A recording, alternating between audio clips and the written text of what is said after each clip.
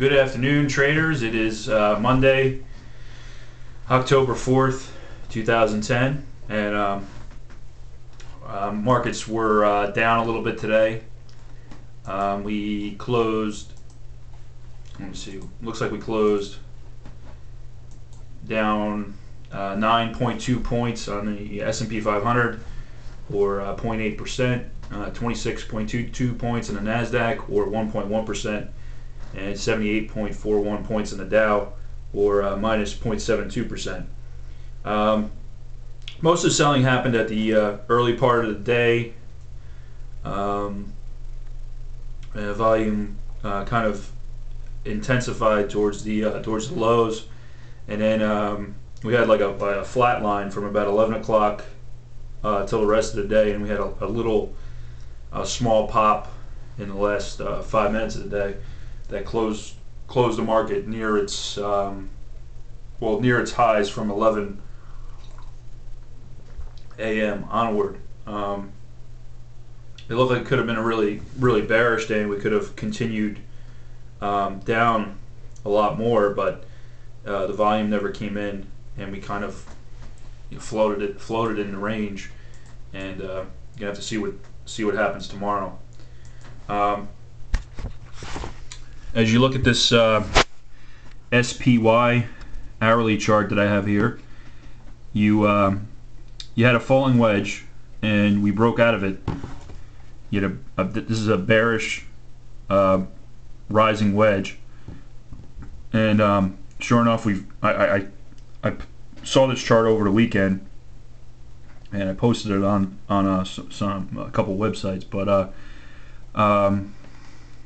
lo and behold, the first candle of the day, we closed below it, and then we just followed through with some more selling pressure after we fell out of the wedge.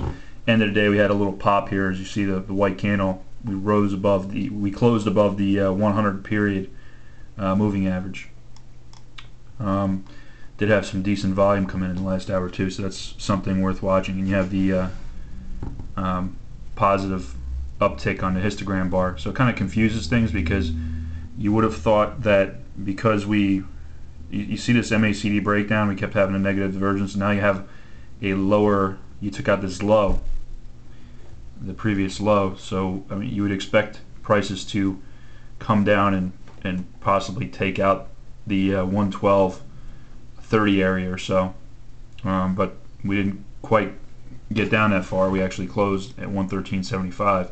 So it would be interesting to see if, after some churning tomorrow, if we make a run and take out that 112.30 area tomorrow. The hourly stochastic is it's pretty oversold. You got a 20.79 and 15.99 reading. As for the daily, this is the SPX chart that I usually pull up. We did bounce off the 18-day moving average, so that held. The stochastic is coming down. You got a 63.73 reading. The MACD did not cross, actually, because of the somewhat bullish close. We didn't get the cross. We do have what appears to be a lower low on the RSI. I can't really. I think it made a lower low here. It's at 57.3. So, if you're bearish, you're kind of disappointed, because you would really like to see the push through the 18-day moving average, because now you're set up for a possible pop to start today, tomorrow. Not saying it's going to continue up and rise, but as you see here, you had a short covering. The last 5 minutes, you had a big white candle. You wound up going up about 17 cents or so, and the 5 minute looks like it could possibly bounce a little more at the start tomorrow. The 15 minute was, as you see here, after the drop, we consolidated around here. Bollinger Bands tightened, and we were able to climb above the 18 period moving average, and then just held it a couple times, and then you got the short covering to come in the last 15 minutes. You could be putting in a lower high here, but the thing is with the lower high, I mean that lower high could be 114, 40 or 50. So you could get a bounce to start the day tomorrow, and then put it in the lower high, and then eventually sell off. But the MACD is pretty low, and stochastics already overbought. Well, it's got an 82 and a 69 reading. So the odds are that today was important for the bears, but we still might be in that distribution phase where things don't just start waterfalling down. You might have another day where it needs to break back down again and take out this low of today and make a run for that 112.30 area. As you look at the VIX, this was interesting too. This is another chart that I pulled up. As you see here, we came out of a long-term bullish falling wedge today, and we closed above that line, which is very interesting. Even though the candle isn't too great, it closed up 4.58%, 1.03. We're at 23.53.